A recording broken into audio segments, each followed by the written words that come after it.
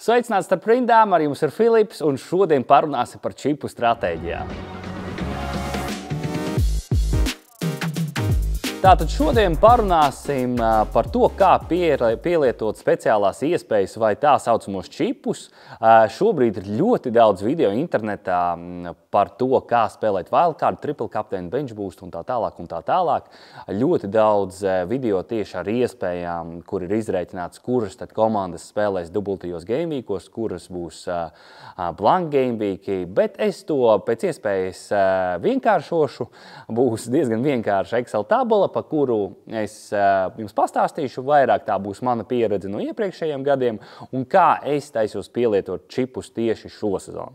Tātad šeit mēs redzam, ka Game Week 22 tūlīt beigsies, sāksies Game Week 23, 24 jau būtu jāsagatavojās priekš Double Game Week 25, kur noteikti spēlēs Man City pret Brentfordu un iespējams vēl Liverpoolu, bet tas vēl nav apstiprināts.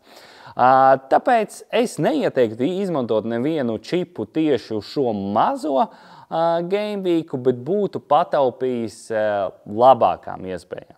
Tātad pēc dubultā gameweeka būs mazais blank gameweeks, kur nespēlēs komandas. Tur es arī būtu pacieties un neizmantojis čipus. Kā mēs redzam, arī sākot no 24. gameweeka, ieskaitot 27. un 28. būs Eirokausa, būs Champions līga, būs Eiropas līga, būs Konferenču līgā, un tur būs īpaši pastiprināti jāseko spēlētāju performancei un traumām. Un tātad pēc 29. gameweeka vai uz 29. gameweeku lietas sāk palikt interesantas, ir lielā tukšā nedēļa vai lielais blank gameweeks tieši pirms izlašu pārtraukuma. Tātad tieši uz blank gameweekiem es iesaku izmantot freehit, jo, manuprāt, tas ir pats efektīvākais veids, kā palikt virs ūdens. Tālāk mēs redzam nedēļas 30, 31, 32 un 33. Atkarībā no jūsu meistarības plānot vai spēlēt šahu, būtu jāizmanto wildcards. Pa wildcardu ir tā, jo ātrāk jūs viņu izmantojat, jo vairāk no viņa jūs benefitojat vai gūstat vairāk punktus. Bet jums ir vairāk jāplāno, ir vairāk risku, ka cilvēks satraumēsies vai pamainīsies kalendārs, bet labākais posms, kad attiecīgi izmantot wildcardu no 30. nedēļas līdz 33. Ja jūs neesat pārliecināts par savām plānošanas spējām, tad nedēļa 33. Ja esat ļoti pārliecināts, tad nedēļa 30.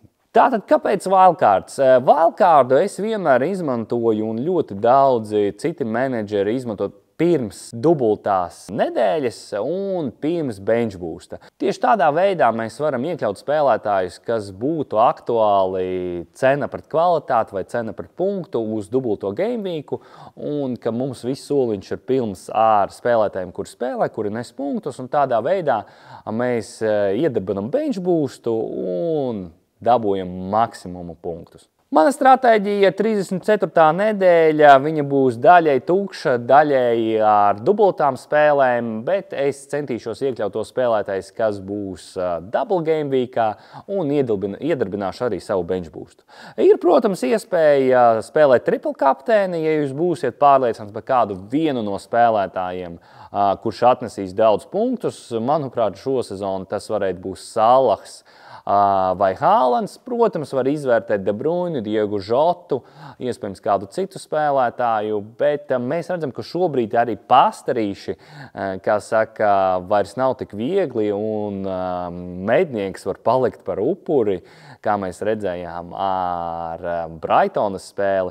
Tāpēc izvērtējam vairāk spēlētāju formu, nevis kalendāru. Tālāk mēs redzam 35. un 36. gameweeku, kur arī būs Eirokausi, un 37. gameweeks būs vidējā dubultā nedēļa, kur visdrīzāk es spēlēšu triple captaini. Protams, jūs varat variēt no jūsu uzskatiem triple captaini un bench boostu starp 34. un 37. nedēļu, jo tad plānotās tieši ir visvairāk dubultās spēles par tieši tām dubultām spēlēm, kas varētu notikt 34. un 37. gameweekā, iesaku paskatīties papildus video, kur cilvēki analizē procentuāli atkarībā no kausiem, kas ir Anglijas kausi, kuras komandas varētu dabūt dubultās nedēļas. Šonedēļ tas arī būtu viss, diemžēl bez nedēļas uzvarētāja, jo nedēļa vēl turpinās. Pār transferiem es pastāstīšu jums short video un nedaudz arī Twitterī, un tiksimies ar jums nākamnedēļ.